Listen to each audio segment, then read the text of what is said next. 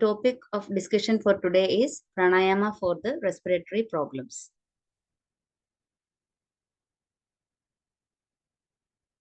So as an introduction, we must know about the breathing, the basic, life as a sustaining mechanism of our body. Breathing is an important vital activity of any living being for the maintenance of life, as we all know. So every life starts with the breathing. Even in Upanishads, the scriptures, the ancient religious scriptures of India, it has been mentioned that they compare the life as a work of a blacksmith, where the continuous blow of the bellows is required for keeping the fire alive. So the blacksmith always does that there is always the continuous blow of air should happen. Similarly, they compare it with human life as well.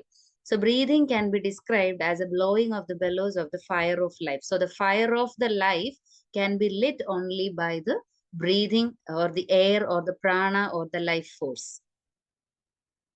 So pranayama is mainly derived from the word can be, let us understand the meaning of it. Prana is a subtle life force. Ayama is the exercise. So what you are doing is ayama of your prana, which means you're exercising your prana or your life force. So the subtle force providing energy to different organ and control many vital life processes. So this air or the prana which flows through different channels throughout our body, that give the force or the energy to different life processes to each and every cells of our body. It provides energy to different organs and controls the vital life processes like metabolism, digestion, breathing, heart rhythm, your nervous function, everything. Ayama is elongation, expansion, or control, or even you call it as exercise. So pranayama is basically the process by which the mind is controlled by voluntarily regulating the breathing pattern. So let us understand, by controlling the breathing pattern of our body by practice of pranayama, we will be or we can be attaining or we can attain the control of prana or your control of your mind. That is why Patanjali in his Yoga Sutras, in the famous textbook called Patanjali Yoga Sutra, Yogaha Chitta Vritti Nirodha. So you are able to control the modifications of your mind by means of yoga. So this is by pranayama, you get into this level, you attain this level of controlling your mind. So that there is a definition as per Patanjali Yoga Sutra, Sadhana Pada, the verse number 9, that is Tasmin Sati Shwasa Prashwasa Yorgadi Vichedaha Pranayama, which means controlling the motion of the exhalation and inhalation, and it is practiced only after perfection in asana. So as Ashtanga Yoga says, Yama Niyama Asana Pranayama Pratyahara Dharana Dhyana Samadhayo Ashtavangani. So these are the 8 limbs of yoga as per Patanjali. So pranayama holds the 4th position in the Ashtanga Yoga and the limbs of yoga. So where you need to have the mastery over yamas and the niyamas. That means the ethical and moral regulations of a person, which has to be followed first, and then later on followed by the flexibility of your body, and that can be attained by the practice of asanas. And once a person is mastered over these 3 steps, the person can progress into the next 4th stage, which is called as the pranayama, where you start exercising or elongating or expanding your breathing pattern. So there are many types. The Bahya Vritti Pranayama, Abhyandara. Bahya is a term which denotes something which is externally done. Abhyandara is something which is done internally. The Stamba Vritti is something with arrested or retention. Then there's a 4th one, Bahya Abhyandara Vishayakshepi. So this is as per Patanjali Yoga Sutra. There are 4 types. Okay. So arrested breathing spontaneously. So these are the 4 major types of pranayama which we can find the mentions in the Patanjali Yoga Sutra. And then we need to understand what is the importance of pranayama over any other exercise. When your prana, the flow of prana through the channels are irregular, the mind is unsteady. But when prana is still, the mind is still. So the yogi obtains the power of stillness. Therefore, the energy should be restrained. So we all have to restrain the energy, the life energy in us. And that is why we adopt the practice of yoga, especially pranayama. Only when all the nadis which are full of impurities become purified, then only does the yogi becomes expert in the control of energy. So with lot of impurities in your body, you may not be able to have a better flow of the pranayama or better flow of the life force. When the life force is stuck over any places in your body, the area where the energies are concentrated or the energies is stuck, the organs of the corresponding area will be affected with various diseases. So then there will be so there will not be any stillness of your mind. So by means of pranayama, we can remove the impurities and the obstructions in the flow of prana. We will be able to control the prana circulate throughout the body. So there are various phases of pranayama, as we all know. It is Puraka, Rejaka, Kumbhaka. Then in Kumbhaka, there is Bahya Kumbhaka, Abhyantara Kumbhaka, and Kevala Kumbhaka. Puraka is the filling phase, which is called as inhalation. Rejaka is the emptying phase, where it is exhalation. The Kumbhaka is the holding phase. Then while you hold the breath, there can be different stages like external retention, internal retention, and the spontaneous stoppage of breath, which is called as the Kevala Kumbhaka. This can be attained only by the regular continuous practices. Then as per Hatha Yoga, or in the textbook called Hatha Yoga Pradipika Swami, written by Swami Swatma Rama, these are the 8 types of Kumbhaka.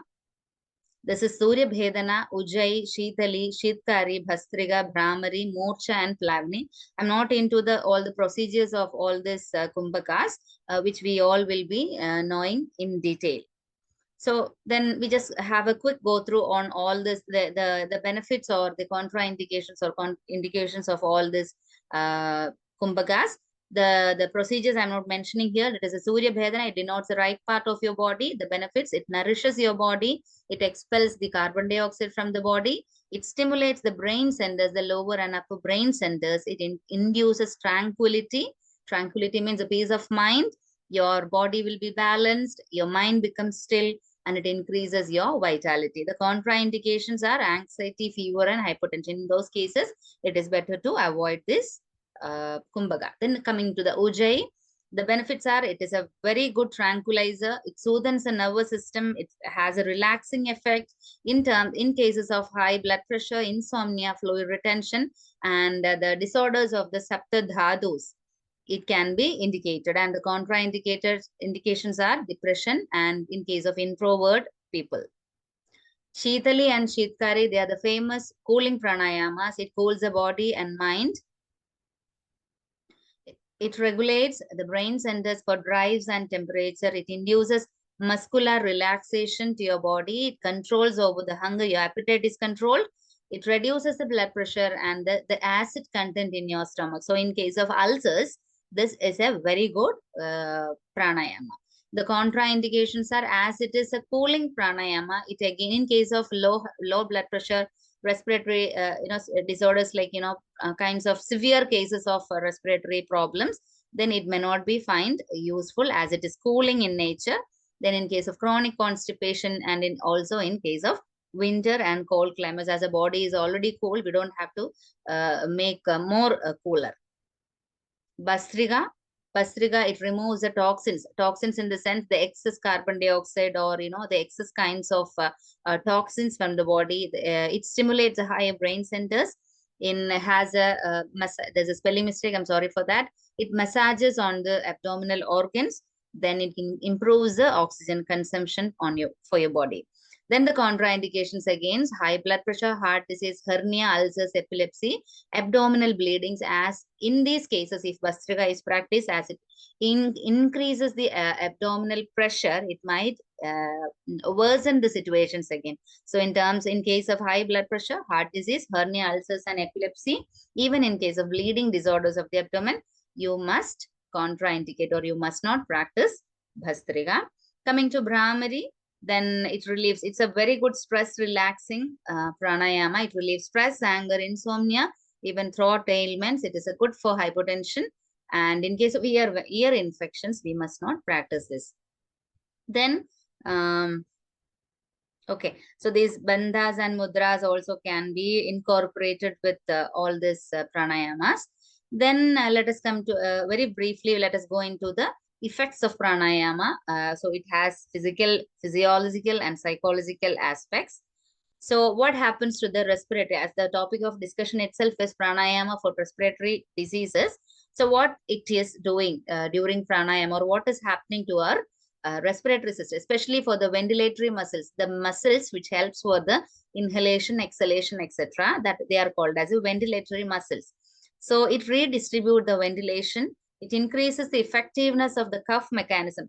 As all of you know, cough mechanism is something which helps to evacuate the toxins or the extra foreign materials like sputum, phlegm, etc. out of your respiratory canal, and it promotes the airway clearance. So it improves the effectiveness of the cough mechanism. It improves and maintains the strength, endurance, and the coordination of the muscles of ventilation. So, by practicing pranayama on a regular basis, your endurance, your immunity, or the capacity of you to breathe, the retention of the breath, can be improved to a greater extent. It also improves and maintains the chest and thoracic spine mobility. So it improves the efficacy or the endurance of the chest and thoracic spine. Then it corrects the inefficient or abdominal breathing patterns and decreases the works of breathing. So, for example, I can tell you, many of you might have observed the problem of snoring during sleep. So it might be very disturbing to the people who sleeps nearby, or even to the person who snores. So there will be lack of, or the reduced intake of oxygen for their respiratory system. So in order to correct that problem, regular practice of breathing, so that the muscles of breathing can be improved, the strength can be improved, so that it can be corrected. So any kinds of inefficient or abnormal breathing problems can be corrected by means of regular practice of pranayama. So it promotes relaxation, it improves breath holding time. So normally, the ordinary people, those who doesn't practice yoga or pranayama, might have a lesser period of duration for breath holding. But people who practice, even while chanting Omkara itself, we can feel the difference. Those who practice yoga regularly can have a very prolonged breathing, inhalation, exhalation, and even the chanting of Om itself, you can find the difference. So a shorter and a longer, Omkara chanting can clearly indicate the breathing capacity of a person.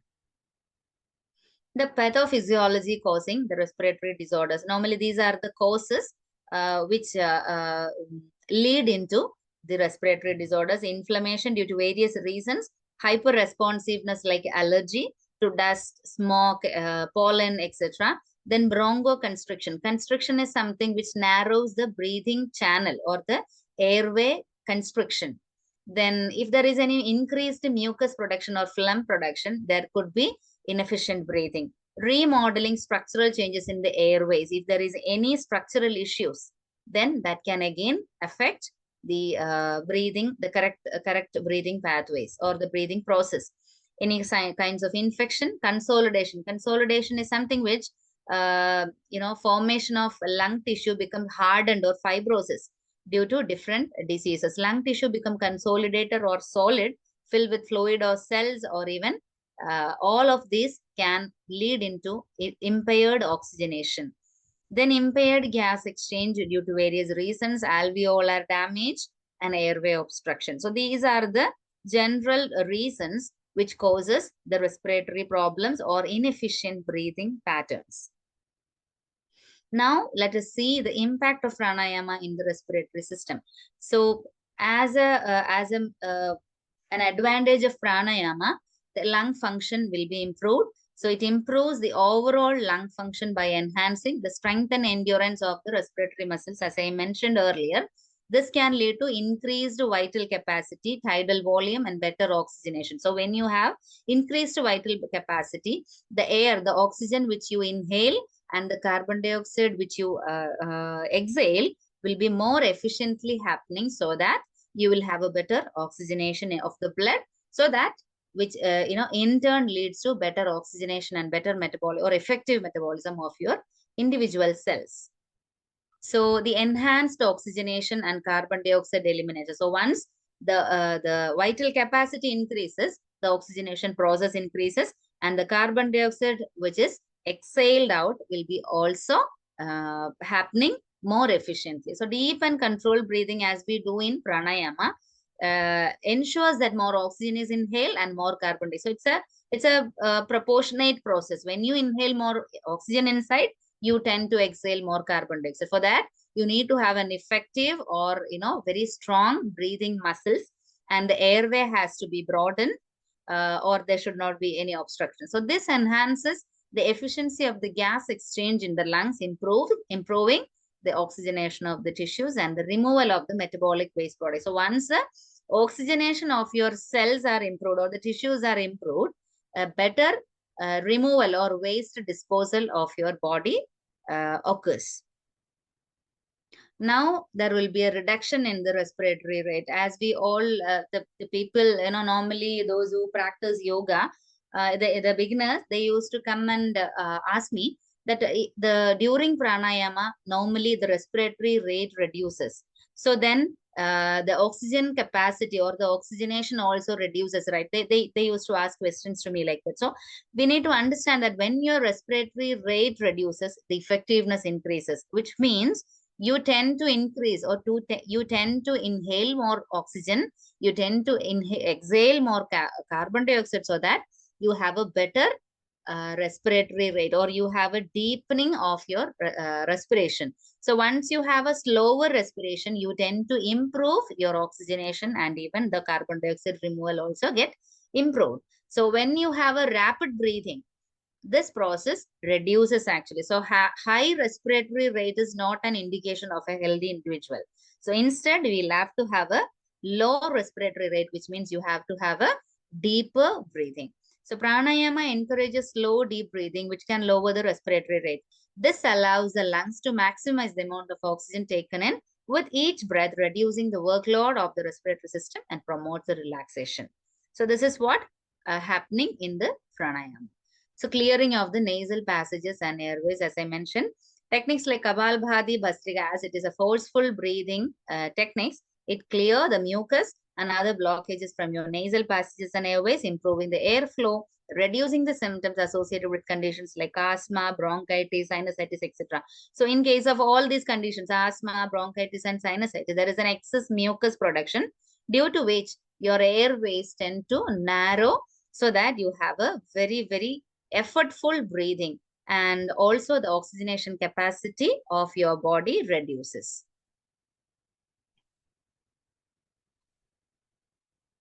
Now there's a regulation of or control of your autonomic nervous system. So pranayama has a significant impact on your autonomic nervous system, the sympathetic and the parasympathetic system, which helps to balance both the sympathetic and parasympathetic. The sympathetic system is responsible for the fight or flight response of your body, and the parasympathetic system is majorly responsible for rest and digestive responses.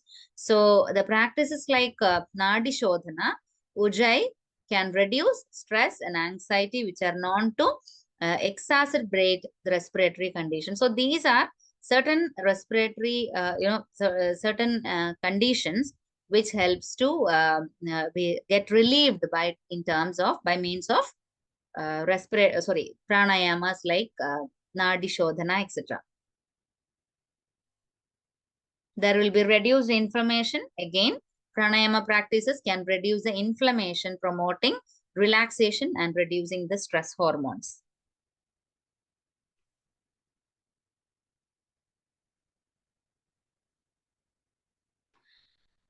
Then chronic inflammation is a key component in many of the respiratory disorders, including asthma, COPD. COPD is chronic obstructive pulmonary disease, where you have bronchitis, then asthma. It's a combination of various problems like emphysema, etc. So all these cases, there will be inflammation, and practice of pranayama helps to relieve the inflammation. Then the airway resistance can be improved by, again, controlled breathing, and also it improves the airflow. Then better control of your respiratory muscles can be attained by means of pranayama. It improves the diaphragm. Diaphragm is a major respiratory muscles, then even the intercostal muscles, leading to more efficient and controlled breathing. As I mentioned earlier, the thoracic muscles and the upper spinal muscles also get improved by means of the regular practice of pranayama. Even the intercostal muscles, the diaphragm, all these are the muscles of respiration. They get good endurance and good breathing. You get good breathing capacity. This can help in managing conditions like chronic bronchitis and emphysema, where breathing becomes labored or effortful. So increased chest and lung expansion. So you all know this, certain pranayama techniques such as deep diaphragmatic breathing, especially the sectional breathing like the clavicular breathing, the chest breathing or the thoracic breathing, as well as the abdominal breathing. And all together, three together, sectional breathing. This promotes the expansion of your chest and lungs. This can help improve the elasticity of the lung tissue and mobility of the chest wall, which again beneficial for the individuals with restrictive lung disease or those who have narrowed air passages. So as a conclusion, pranayama can have profound impact on the respiratory system by improving lung function, reducing inflammation, enhancing oxygenation, promotes relaxation. So regular practice of pranayamas can be a valuable component of the respiratory health management and overall well-being.